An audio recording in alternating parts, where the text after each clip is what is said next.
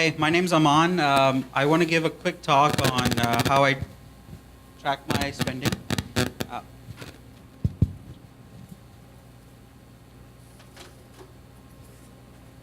so a little bit about me. I am not an accountant by trade or anything like that. But when I was young, my parents, during dinner time at night, when I was we're all home and sitting together as a family, we would generally end up talking somewhere about business and money simply because my dad was a small business owner in the traditional brick and mortar sense. He actually had stores and he talked numbers, and it was always interesting to me, and I always thought I'd hear it, never have to use it because I always knew I liked doing stuff with computers, and like I went to school for computer science. But I ended up getting a job at Amazon, and I was moving to Bay Area, and I was doing some math right around 2-year mark after graduation, and I saw how much money I had saved up, and it kind of shocked me because I always thought, things are going good, I don't spend that much, and turns out if you don't keep an eye on it and it goes unchecked, it's kind of eye-opening. So I realized I am moving to another city, I want to start fresh. When I do this, I want to make sure I track my expenses, especially because I knew cost of living was going to go up. So what did I do? Everyone has, heard, most people have heard of Mint, but to those who have not, it automatically pulls your data out of Bank of America or whatever banks, most of the popular banks you have, and it'll give you a nice view of what's happened historically, which is super useful if you never do anything different.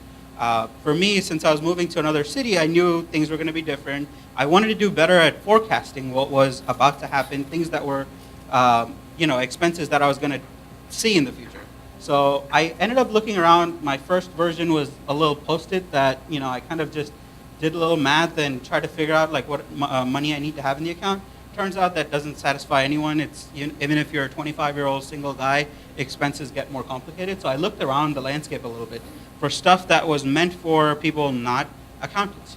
There's obviously accountants have a suite of tools for business cases, but for personal accounts, I found this. It's this little tool. It's super geared towards an amateur who doesn't know accounting. It's called You Need a Budget.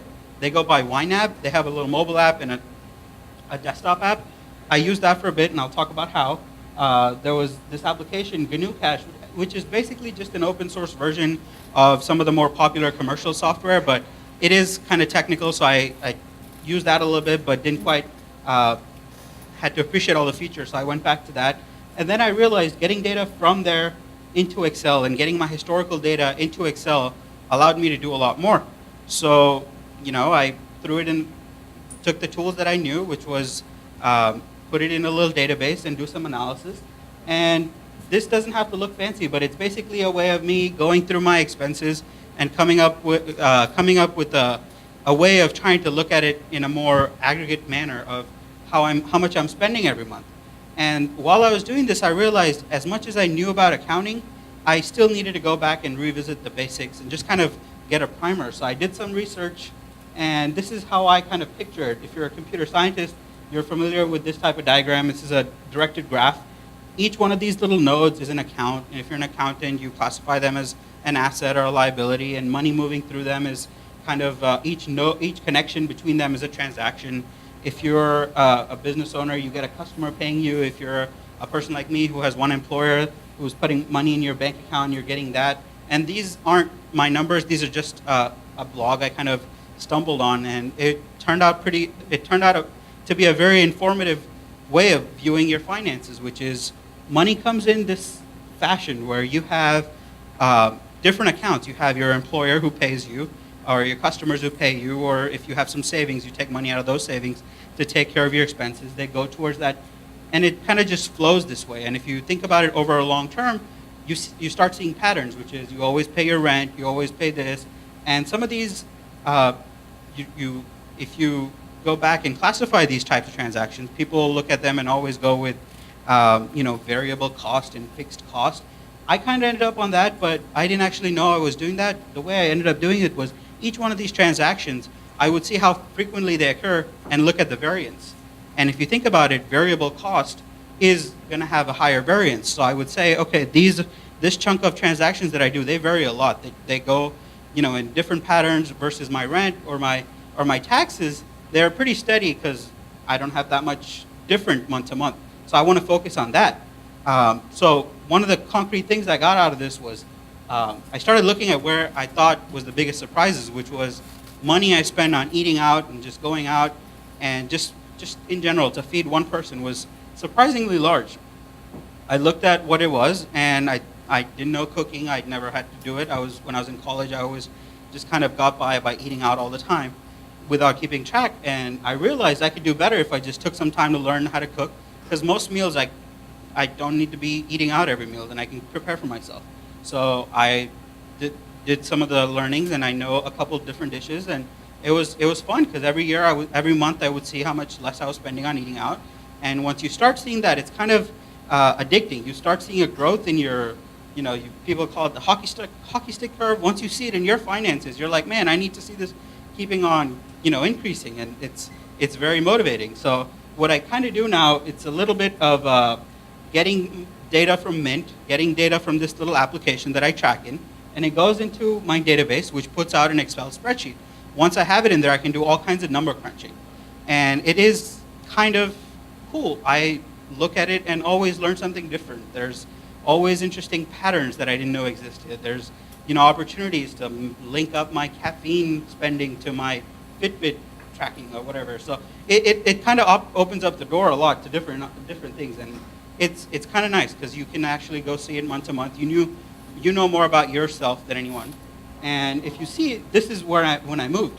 Before that, the 2 years out of college, I was just kind of like, doing okay. Just, had a little bonus there and bump there, but nothing that concretely justified that I was, saving or doing anything to take care of myself in the future.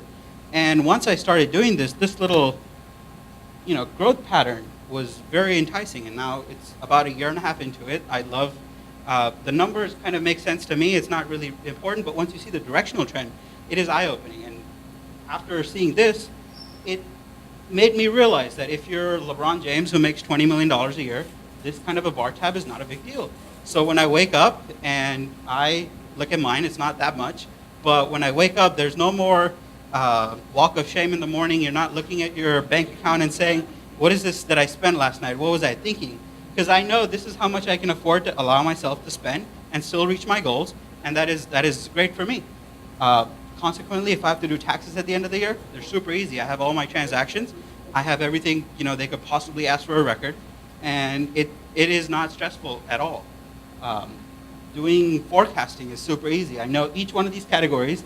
I like how she mentioned that she picked different moods. I thought that was very cool because Mint doesn't let you switch these categories. And I drink a lot of coffee outside, so I wanted to track that separately. Maybe that's not important to someone. That was kind of interesting for me. I spend money on purchasing software and books and different things that aren't really the cookie cutter budget categories that you see, but I can pull it out. So having this kind of free format and knowing what the variance of this category is versus this category and where there's chance for optimization. This one right here is my every day I can spend this much, this category I have a monthly, and this category I have an annual. And that kind of is liberating because I know over a year and a half, this is my pattern. I put this in, and I think it's kind of cool.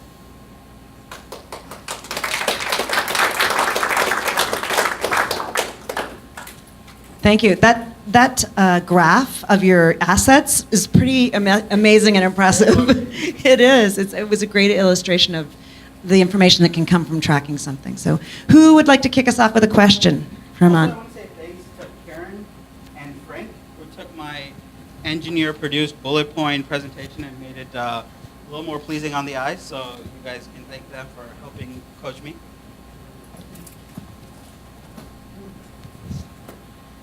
Thanks for that presentation. That was great.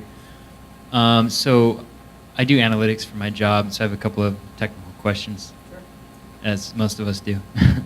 The last slide, was that from the you need a budget, or is that a separate? It's actually, it is from that. And that's where it allows you to create custom groupings? Did I understand that correctly? So they have this, it's a very simple two-level hierarchy. You have a master category, which is the bigger collection, and then you have individual categories that have expenses. So I can pull it up. It takes a while to max. Okay. While you're doing that, one more question, which was, at the beginning you showed a SQL statement. Sure. And so I'm just curious, could you not have done that analysis or that aggregation just from taking the raw data and pumping it into Excel and using pivot tables? I could. It's a function of what tools I wanted to learn. So Okay. as people who work with me will know, I don't want to learn Excel. I don't think I want to get good at it even. It's nice for presentation, but I've always, like, my background is doing big data and NoSQL. So I kind of use this as an experiment to learn SQL, because as much as I like to think my transactions over a year and a half is not big data, they easily fit in a SQL table. It's 8,000 rows, and I can do all kinds of inefficient operations and still learn. And it was a way for me to learn a tool, not saying it was the best tool. Great, thanks a lot.